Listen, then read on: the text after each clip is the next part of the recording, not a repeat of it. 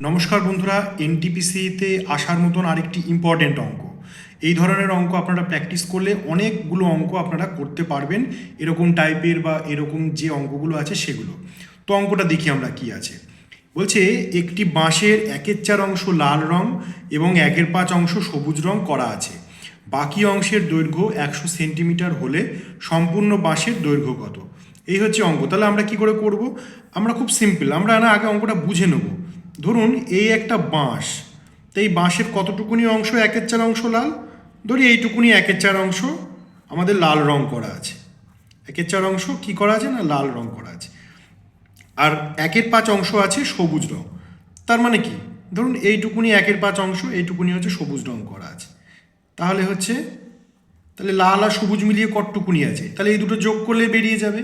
আর সম্পূর্ণ বাঁশটা যদি আমি এক অংশ ধরি, তাহলে বাকি আছে কতটুকুনি?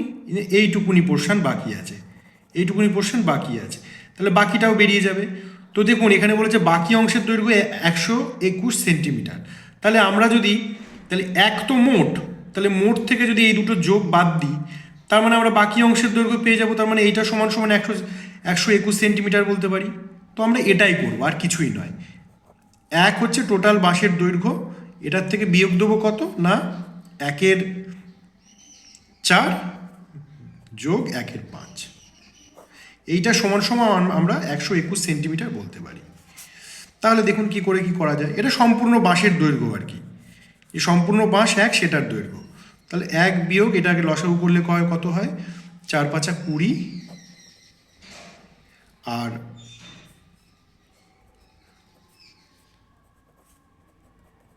এইটা দাঁড়াচ্ছে।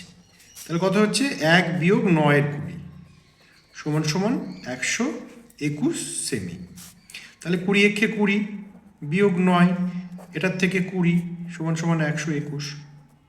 তাহলে 20 থেকে 9 বাদ দিলে কত হয়? 11। 11 20 সমান সমান 121। তাহলে 11 সমান সমান 121 গুণ 20।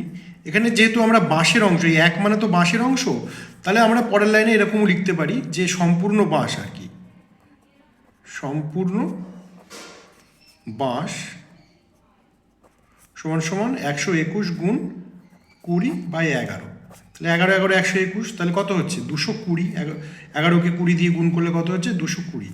220টা কী বলুন তো? সেমি। কিন্তু ভালো করে চেয়ে দেখুন উত্তরে কিন্তু মিটারে আছে। তাহলে মিটারে বার করতে গেলে কি করব? 220কে মিটারে বার করতে গেলে 220কে কিমি, হেমি, ডেকামি, মি, ডেসিমি, সেন্টিমি, মিলিমি আমরা ছোটোবেলায় সবাই শিখেছি। তাহলে 220কে আমরা 100 দিয়ে ভাগ করে দেবো। তাহলে 100 দিয়ে ভাগ করলে এই শূন্যর জন্য ওপর এখানে 2 হয়ে গেল, অর্থাৎ 2.2 মিটার। কোথায় আছে? এই যে নাম্বার সিতে 2. এটাই হবে অ্যান্সার।